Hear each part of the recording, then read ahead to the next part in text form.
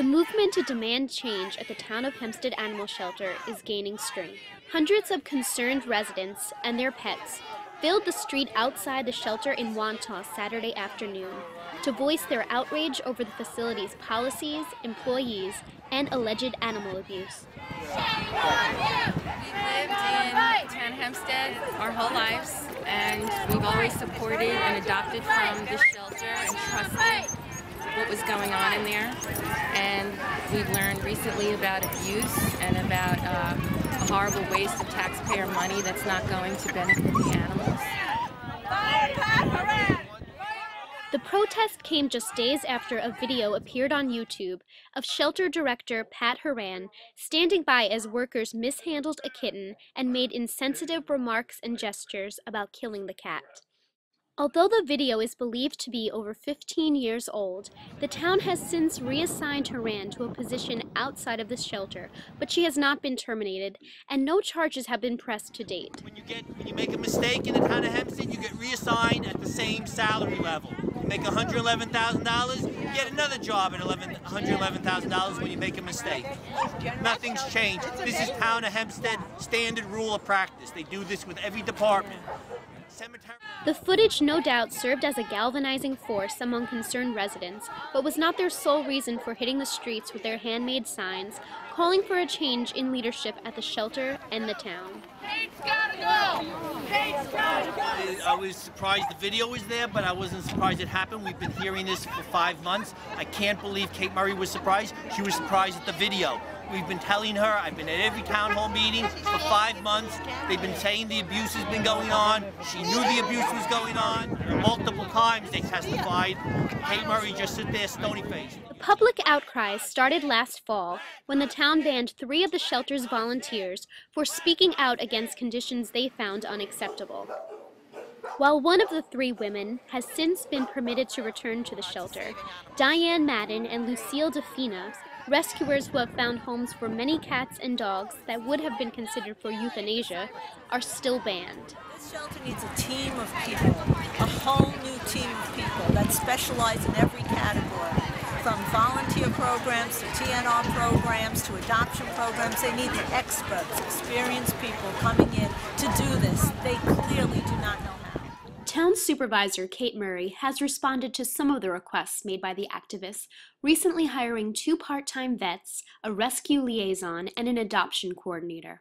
Although the town says this has helped increase dog adoptions by 20% in the past 2 weeks, the new hires have come under scrutiny. It seemed like anybody who was really qualified with the team of people behind them, they didn't hire. The 2 people that they ended up hiring are not qualified enough.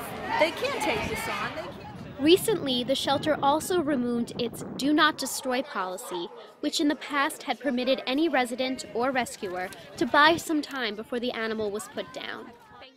In its place, the town says that residents with intentions of adopting an animal can utilize "I will adopt" labels. However, rescuers are concerned about what will happen to the rest of the animals. The animals inside there are languishing. There's an abundance of them, and now they took away their last lifeline. No one is allowed to put a do not destroy tag on these animals, so these animals are going to die silently without the public not knowing. We want our shelter back. We have a right to be in there, we have a right to save these animals, and they're counting on us to do that.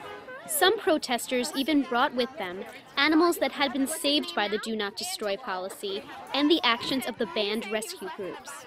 He had Cushing's disease, and that they were waiting for the results of tests, and he came back positive. They were going to put it to I got his records, and he was never tested for Cushing's disease. There were no endocrine panels done, there was no blood work done on it.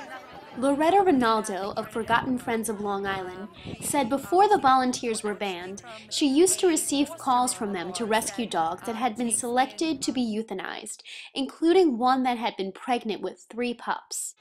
Macy delivered 3 healthy babies. Macy is alive, she's well. If they called me and they needed help, I would always answer them. Now I want you to know that since they have been relinquished from the shelter, I have not received any phone calls from the Town of Hempstead Animal Shelter to rescue anyone at all. The Hope for Hempstead Shelter organization is urging residents to sign a petition, file complaints with the Nassau County DA's office, write letters to the state comptroller and governor calling for an audit, and email town supervisor Kate Murray, urging her to embrace the help that has been offered from rescue groups to reform the shelter. Last hope, forgotten friends. She has contacted nobody with any knowledge. She continues to do things the old way, and she's getting the old results. And we won't stand for it. This is our money that she's wasting. She's spending $250,000 on part-time veterinarians. You can hire one full-time veterinarian for $80,000 to $90,000. Who is she kidding? And what is going on? We want accountability. We want an independent audit. We want Cuomo.